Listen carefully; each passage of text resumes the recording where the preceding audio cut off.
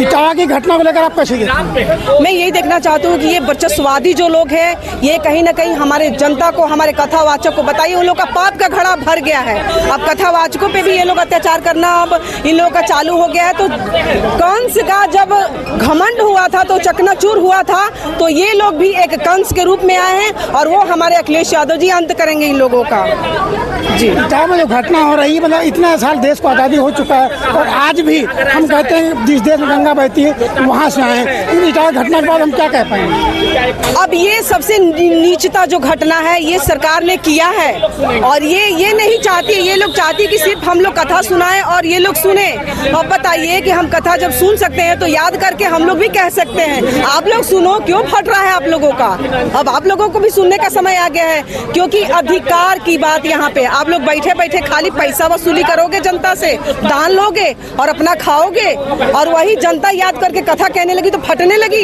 ये वर्चस्ववादी ही लोग कर सकते हैं। अच्छा, ओबीसी के लोग कुछ सत्ता दल में भी हैं, वो इसका विरोध करने से साथ नहीं आ रहे हैं। जितने ओबीसी के नेता हैं भाजपा में सब चप्पल मंत्री, चप्पल खोर विधायक सब पड़े हुए हैं। ये लोग हक और हिस्से की बात नहीं करते। इन लोगों का बस बोरी भरना चाहिए, इन लोगों का 7 पुहूत का इंतजाम होना चाहिए और हम लोग 7 पुहूत का इंतजाम नहीं करते। हम लोग जनता का इंतजाम करते हैं कि जनता कैसे हमारी रोजगार मिले, जनता को कैसे बेरोजगारी से छुटकारा मिले। ये समाजवादी पार्टी ही कर सकती है और कोई नहीं कर सकता। पिछड़े को लेकर राजभर चाचा बहुत कूदते थे, इस बार इस मुद्दे को लेकर नहीं आ रहे हैं। ये राजभर नहीं है, ओम प्रकाश से आप नवाजिए।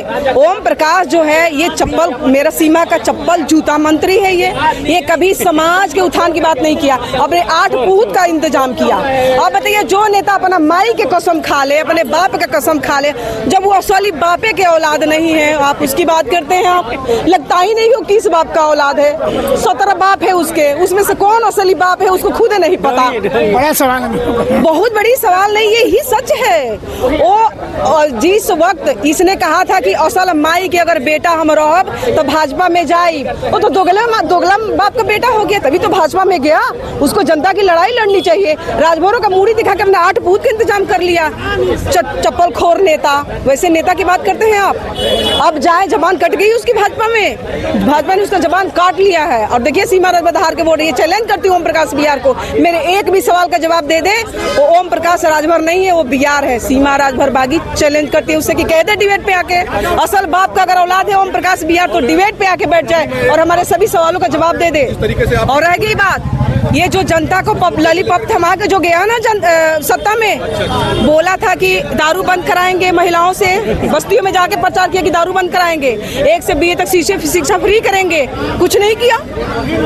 अपने बेटे को ले जाके अपना जनता को लॉलीपॉप थमा दिया। लॉलीपॉप देख के लोग सरकार में आ गए, लेकिन इटावा की घटना के बाद लोगों में जनाक्रोश आ गया है। इसका परिणाम देखिए क्या, तब तक आप देखते रहिए निष्पक्ष दस्तक।